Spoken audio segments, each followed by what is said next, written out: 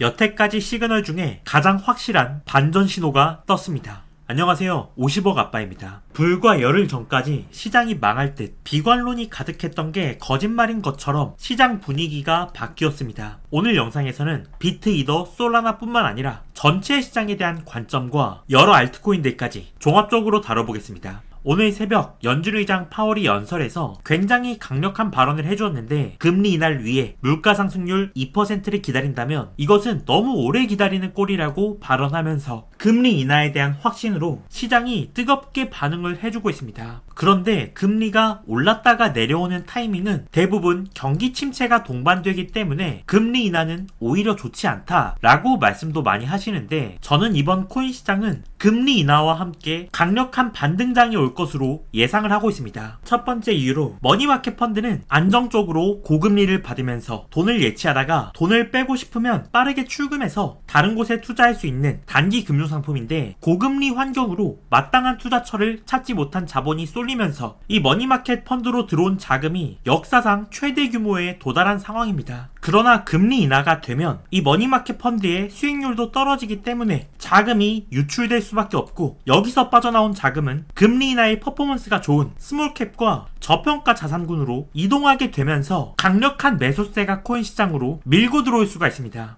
실제로 나스닥과 스몰캡인 러셀 2000의 ETF인 IWM의 차이를 보시면, 금리 인하가 확실시되기 전까지 나스닥은 우상향이었으나 IWM은 횡보세였던 반면에 7월 11일 소비자 물가지수 발표 이후 금리 인하가 확실시되자 빅테크 위주의 나스닥은 약세인 반면에, 이날을 기점으로 스몰캡 ETF IWM은 연일 갭 상승을 하며 엄청난 퍼포먼스를 보여주고 있고, 코인 시장도 강력한 반등을 시작했습니다. 이것은 기존의 불확실한 금융정책 상황에서 빅테크 위주의 투자가 들어갔다가 통화정책이 유동성 완화로 가닥이 잡히자 그간 저평가되었던 섹터들로 자금이 물밀듯이 이동을 한 현상이고, 나스닥과 IWM이 이 정도로 극명하게 갈리는 현상은 역사적으로도 이례적인 수준으로 현재 금리 인하 소식을 시장이 격하게 환영하고 있다라고 보시면 되고, 이 당시 2020년 11월에도 지금 같은 수준은 아니었지만 나스닥은 마이너스 2% 하락하고 IWM은 3% 상승했던 시기가 있었는데, 이날을 기점으로 IWM은 몇 달 동안 우상향했고, 이 당시에 알트코인 전체 시가총액이 단 4달 만에 5배 상승하면서 이 당시의 신호는 알트코인 랠리 불장의 가장 강력한 신호로 작용했었다는 것입니다. 또 중요한 신호는 올해 코인 시장은 1분기에는 상승하고 2분기에는 큰 하락을 겪었는데, 금융시장 유동성에 직접적인 영향을 미치는 미국 단기 국채 발행량을 보면 올해 1분기는 발행량 증가로 시장의 유동성이 공급되었으며, 2분기에는 발행보다 상환되는 국채가 증가하며 시장 유동성에 압박이 가해졌고, 이에 따라 코인 시장 하락에 영향이 컸다는 사실입니다. 이처럼 미국의 단기 국채 발행 정책이 시장에 미치는 영향이 크다는 점이며, 핵심적인 사실은 3분기가 시작됨과 함께 미국의 단기 국채 발행이 다시 순 발행으로 돌아서며 유동성 공급이 증가하기 시작했고, 무엇보다 미국의 재정 적자 규모가 확대됨에 따라 정부 운영 자금 마련을 위하여 앞으로 훨씬 더 많은 국채 발행이 진행될 것으로 보인다는 점입니다. 이에 따라 유동성 공급 확대가 일어나며 코인들의 회복세에 상당한 힘을 실어줄 것으로 전망된다는 점입니다. 고정 댓글 링크 클릭하시면 공식 텔레그램 정보방에 입장하실 수 있는 링크가 있습니다. 실시간 시장 관점과 엄선된 정보들, 알트코인에 대한 핵심 분석들을 올려드리기 때문에 필요하신 분들은 입장해주시면 되고, 저와 함께 24시간 코인 투자를 함께하는 아빠 가족방도 전액 무료로 모집하고 있으니 많은 관심 바랍니다. 현재 9월에 금리 인하할 확률은 99%고 12월까지 3번 이상 금리를 인하할 확률이 62%로 추측되고 있습니다. 코인 시장, 그 중에서 특히 알트코인이 2분기에 조정이 크게 왔던 이유 중에 하나가, 연초까지만 해도 금리 인하가 3번이 될 것으로 예측이 됐었는데, 연초에 물가가 안 잡히면서 2분기부터 전망이 금리 인하가 올해 한 번만 되거나 아예 금리 인하를 하지 않을 수도 있다는 전망이 지배적이게 되고, 시장 유동성까지 감소하면서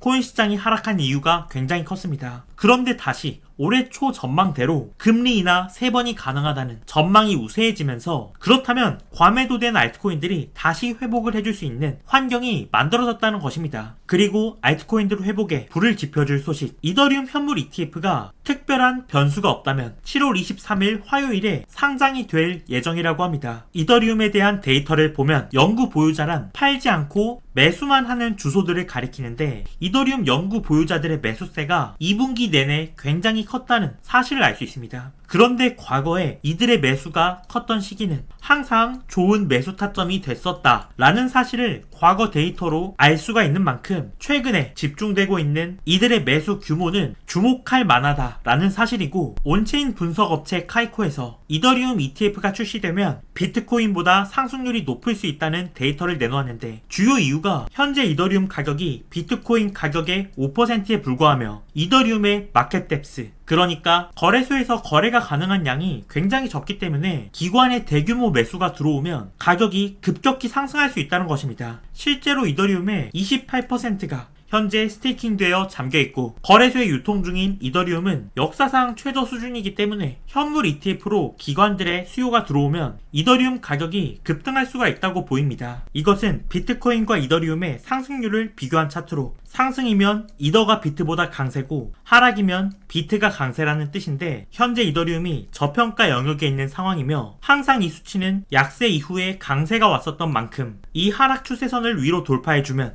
본격적으로 이더리움의 랠리가 올 것이라 예측되고, 이더가 달리면 알트코인들도 덩달아 상승한다는 사실이 중요합니다. 비트코인을 살펴보면 우선 가장 주목할 만한 데이터는 현재 옵션 시장에서 비트코인이 올해 말까지 10만 달러 이상 상승할 것이다 라는 베팅이 전체 옵션 베팅 중에 가장 큰 금액에 달한다는 것인데, 싱가포르의 디지털 투자 은행인 QCP 캐피탈에 따르면 이러한 베팅이 주로 미국의 대형 헤지 펀드들에 의하여 주도되었다라는 것입니다. 기관들이 실제로 베팅을 걸었다는 뜻이기 때문에 단순한 예측이나 보고서보다 훨씬 신빙성이 있다고 생각되고, 또 중요한 지표는 이 주황색 선은 비트코인 155일 미만 단기 보유자들의 평단가를 가리키는데, 이번 사이클에서 단기 보유자 평단가래로 비트코인이 빠지면 늘 좋은 매수 타이밍이 되었다는 것이고, 이 선을 돌파하고 오르면 그때부터 본격적으로 상승이 가속화되는 시기가 왔었습니다. 그런데 어제 오늘 상승으로 이 단기 보유자 평단가를 돌파를 해주면서 본격적인 상승 출발 신호를 확인할 수가 있고, 비트코인 현물 ETF 흐름을 보면 7월 15일 3억 1000만 달러가 순유입되면서 7일 연속 순유입 흐름으로 이번 조정을 이용해 기관 투자자들이 적극적으로 비트코인을 주워 담았다라는 사실을 알 수가 있습니다. 악재의 개인 투자자들이 던질 때 그 기회를 노려서 기관들은 매수를 했다는 것이고, 비트코인을 100개 이상 보유한 고래들은 이번 달 하락을 이용해서 무서운 속도로 비트코인을 축적했다는 사실입니다. 이들의 판단을 우리가 주목할 필요가 있다는 사실이며, 또 분위기 전환에 기름을 끼얹은 소식, 세계 최대 자산운용사 블랙록 CEO 레리 핑크가 CNBC 방송에 출연해서 비트코인이 디지털 금이다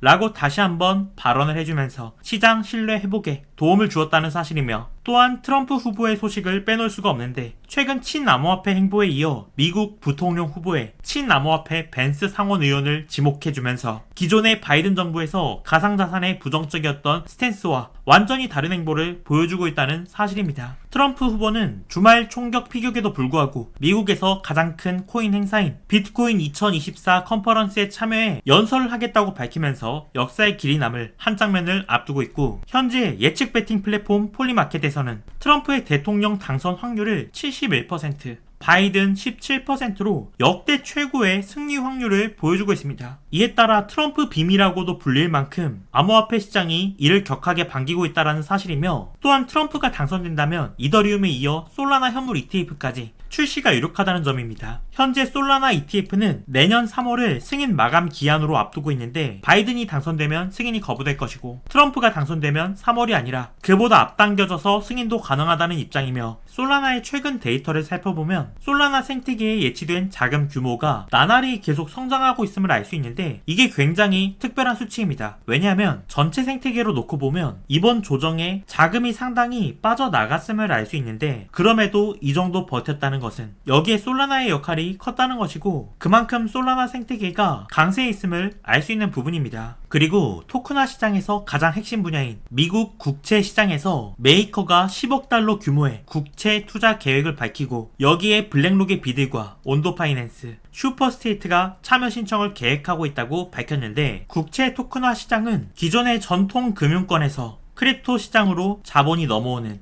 유동성의 주입 창구가 되기 때문에 굉장히 중요한 시장인데, 이 시장은 지난 1년 동안 3배 성장했고 이번 메이커의 투자로 추가로 55%의 성장 예정에 있습니다. 이에 따라 RWA 시장에 선두주자를 할 수 있는 메이커가 강하게 반등을 해준 모습이고 44% 정도를 원웨이로 올렸기 때문에 단기적인 조정은 있을 수 있지만 이번 3분기 이후 시장에서 상당한 퍼포먼스가 있어줄 것으로 기대를 하고 있고, 여기서 만약에 조정이 온다면 주요한 지지선이자 저항선으로 작용을 하고 있는 2600달러 정도가 좋은 지지 타점이 될 것으로 보고 있습니다. 그리고 텔레그램 톤코인이 줄곧 강세인 모습을 보여주고 있는데, 지금 톤코인에 예치된 자금 규모가 지난 5월과 비교하여 불과 2달 반 만에 약 5배라는 경이적인 성장을 기록하고 있습니다. 톤코인은 실제 약 10억 명에 육박하는 사용자를 보유한 텔레그램을 기반으로 앞으로 무궁무진한 생태계 확장이 가능하다는 것인데, 예를 들면 카카오가 카카오톡으로 시작해서 전 분야로 사업을 뻗쳤듯이 텔레그램은 10억 명 사용자를 기반으로 웹3 생태계에서 사업 확장이 무궁무진하게 가능하다는 것이고, 이에 따라 톤코인의 쓰임새 또한 무궁무진하게 확장할 수가 있습니다. 가상화폐 1티어 벤처캐피탈인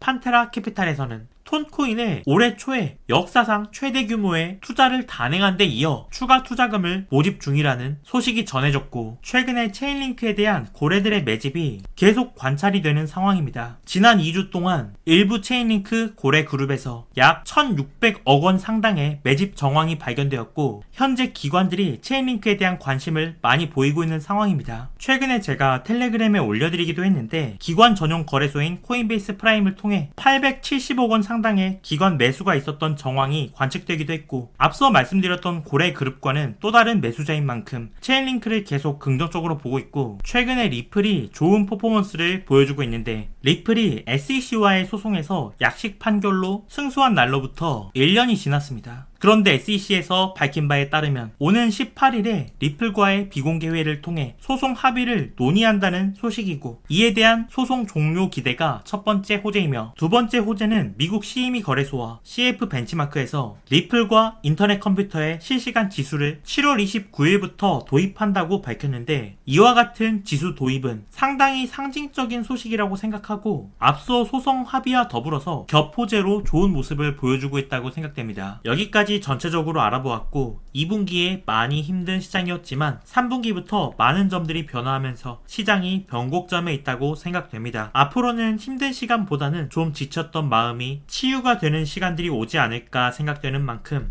다같이 힘을 내서 좋은 날이 올 때까지 함께 했으면 좋겠습니다. 끝으로 아빠 가족방 비용 없이 입장 신청 받고 있기 때문에 많은 관심 가져주시고, 텔레그램 정보방 들어오셔서 공지사항 누르시면 커리큘럼과 입장 방법까지 확인하실 수 있습니다. 이번 영상은 여기까지입니다. 더 좋은 내용으로 돌아오겠습니다. 감사합니다.